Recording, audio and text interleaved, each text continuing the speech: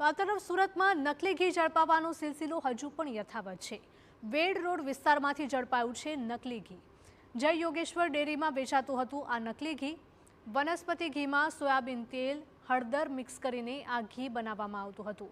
એટલે કે સ્વાસ્થ્યને લગતા અનેક સવાલો પણ હાલમાં ઉઠી રહ્યા છે અને રાજ્યભરમાં એનાલોગ પનીર, ચીઝ અને બટર પર પ્રતિબંધ હવે મૂકવામાં આવ્યો છે। ગ્રાહકોથી લઈને વેપારીઓએ સરકારના નિર્ણયને આવકાર્યો છે। લોકોના સ્વાસ્થ્ય માટે લેવાયેલા આ નિર્ણયની લોકો પ્રશંસા કરી રહ્યા છે। ગુણવત્તાયુક્ત જ ચીઝ પનીરના ઉપયોગનો વેપારીઓનો આગ્રહ છે। તપાસની કાર્યવાહી નિયમિત થાય તે પ્રકારની ગ્રાહકોની માંગ છે। ભેળસેળ કરનારા તત્વો સામે કડક પગલાં લેવાય તેવી પણ માંગ છે।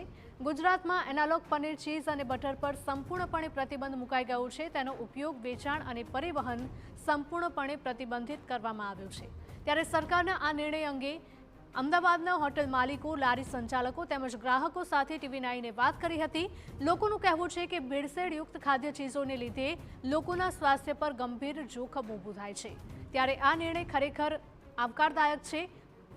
બીજી તરફ કેટલાકનું ત્યાં સુધી કહેવું છે કે સરકારે આ નિર્ણય ઘણો વહેલો લેવાની જરૂર હતી।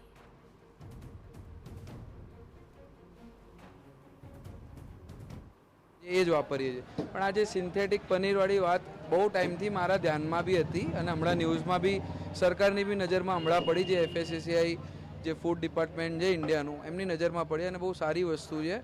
એનાથી લોકો જે ઇન્ટેક કરે છે ડેરી પ્રોડક્ટ સમજીને કરતા હોય, પણ આ લોકોએ જે પામ ઓઇલને જે અલગ અલગ ખરાબ રીતના જે પનીર બનાવે અને લોકોને છેતરપિંડી કરે એ વસ્તુ બહુ સારી નથી।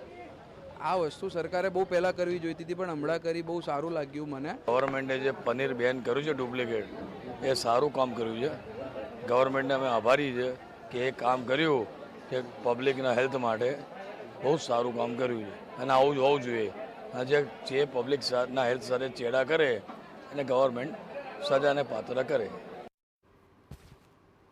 ગ્રાહકોએ પણ સરકારના આ નિર્ણયને વધાવ્યો છે, તો સાથે જ તેમનું કહેવું છે કે સમયાંતરે ચકાસણી થવી જોઈએ તે પણ એટલું જ જરૂરી છે, જેથી ભેળસેળયુક્ત પનીર કે ખાદ્ય સામગ્રીનો ઉપયોગ કરનારા તત્વો સામે કડક પગલાં લઈ શકાય।